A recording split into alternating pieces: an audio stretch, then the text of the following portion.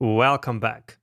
So we started configuring our VS Code editor in the very beginning of the course, but now at this point we are ready to install 3 additional extensions that will make our lives a little bit easier as we code HTML and CSS.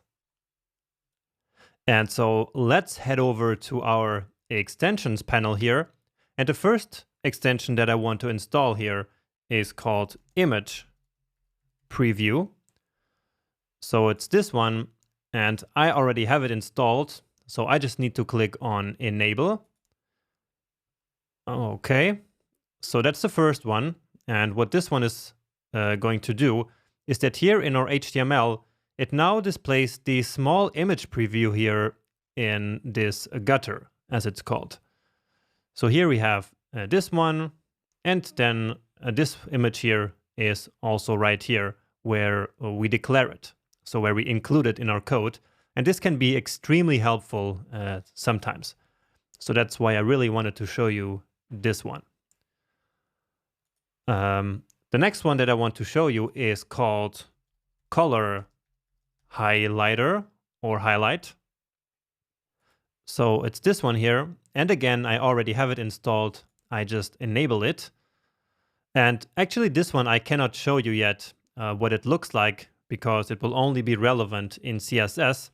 But trust me that this extension is really helpful for visualizing colors in CSS.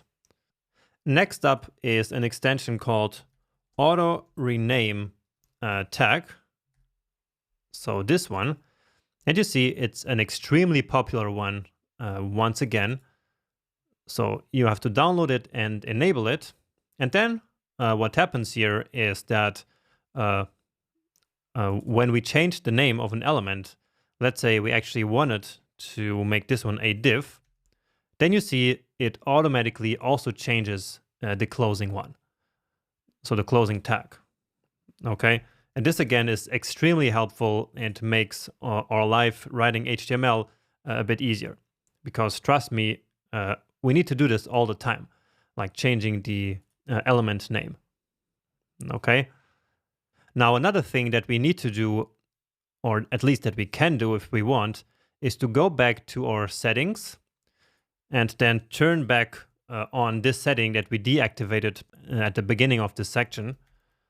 So that's the auto, let's spell that right. So auto close tag. So let's enable this back, because I think at this point you will no longer make the mistake of forgetting a closing tag. And so now we can allow VS Code to do that work for us. So for example, if we wanted to write a paragraph here, then now you see HTML automatically closed that element for us. Okay, but this we don't need. And now we are going to install the most important and the most useful one of all. And that is called Live Server. So it's this one here, Live Server with almost 12 million downloads. And this one is popular for a reason. So I just click enable here. And so when I go now to my HTML, and let's close this one down. So close down the sidebar. Now down here in this bar, we should have now this Go Live button. Okay. So hopefully after installing this Live Server extension, you can also see this button down here in this status bar. So when I now click this, then it's starting, and we get this message that server is started at this port number here. Let's close that.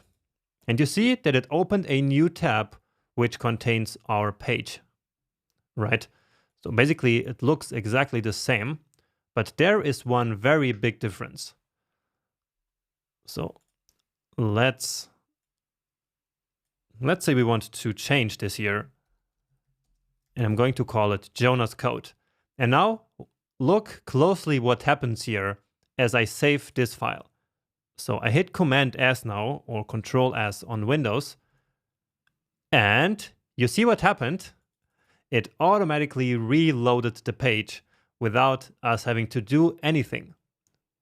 So all we did was save the code, and what will then happen is that this page here gets automatically updated. So all the changes that we did here will basically get injected into this page, and yeah, we can then see the reflection of our changes immediately. So I put it back now, hit again Command or Control S to save it, and immediately you see it going back to what it was before. Now, if we wanted to stop this connection once we are done developing, all we have to do is to click down here on this icon here where it says port 5500. And by the way, this port number is exactly what we have here. Okay, so just for the sake of curiosity, this one here means that it's a local host server. So basically it's like you have now a web server on your own computer running, and then we have actually this code running at this port number. And so this port, it's basically like a sub address of your web server, so of the local host server. But this doesn't really matter. What matters is that this now works, and it is really, really helpful for our development workflow. Now, if for some reason you could not make this work on your computer, then of course don't worry. So you can still do it the old way. So basically the way we have been doing it all along up until this point. So you can just open up the file from your file system like we did, and then keep refreshing it manually, right?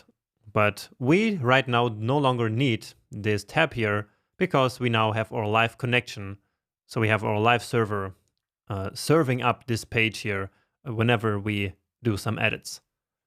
All right, and with that, we are now ready to tackle our final last 2 coding challenges in this HTML fundamentals section.